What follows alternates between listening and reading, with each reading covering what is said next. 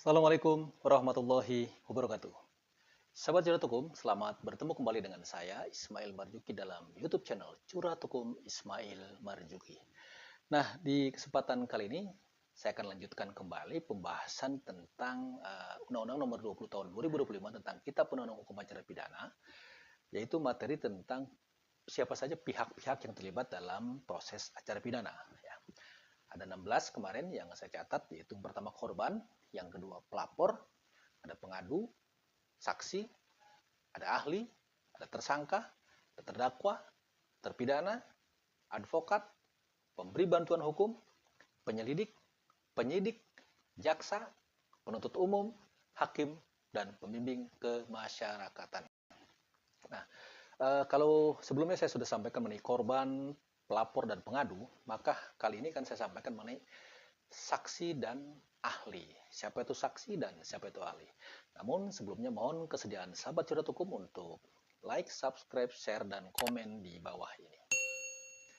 Ya, terima kasih. Siapa yang dimaksud dengan saksi? Saksi adalah seseorang yang memberikan keterangan mengenai peristiwa pidana yang ia dengar sendiri, ia lihat sendiri, dan ia alami sendiri. Atau orang yang memiliki dan atau menguasai data dan atau informasi yang berkaitan dengan perkara yang sedang diperiksa guna kepentingan penyelidikan, penyidikan, penuntutan, pemeriksaan di sidang pengadilan. Itulah yang dimaksud dengan saksi. Ya, misalnya dalam peristiwa pencurian atau pencopetan ya, ada seseorang yang mendengar ada orang lain berteriak-teriak copet-copet ya atau maling-maling, ya, itu bisa menjadi saksi atas terjadinya suatu pidana pencurian atau copet ya. Atau dia juga melihat sendiri ketika ada orang keluar dari rumah tetangganya yang membawa barang-barang, ya dia melihat sendiri ada orang keluar memang di situ, maka ia bisa dijadikan saksi.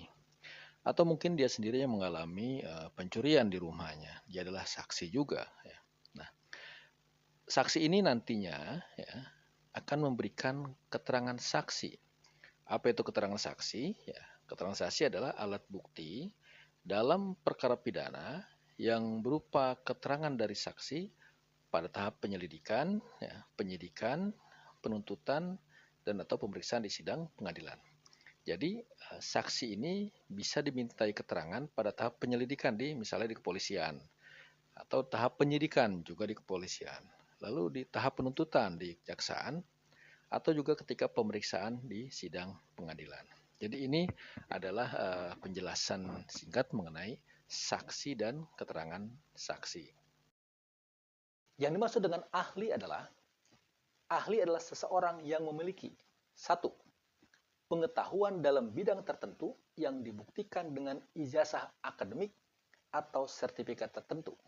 Dan atau yang kedua adalah pengalaman dan keterampilan khusus yang terkait dengan peristiwa pidana. Ya, jadi ahli ini dia harus memiliki pengetahuan ya, yang dibuktikan dengan ijazah atau sertifikat.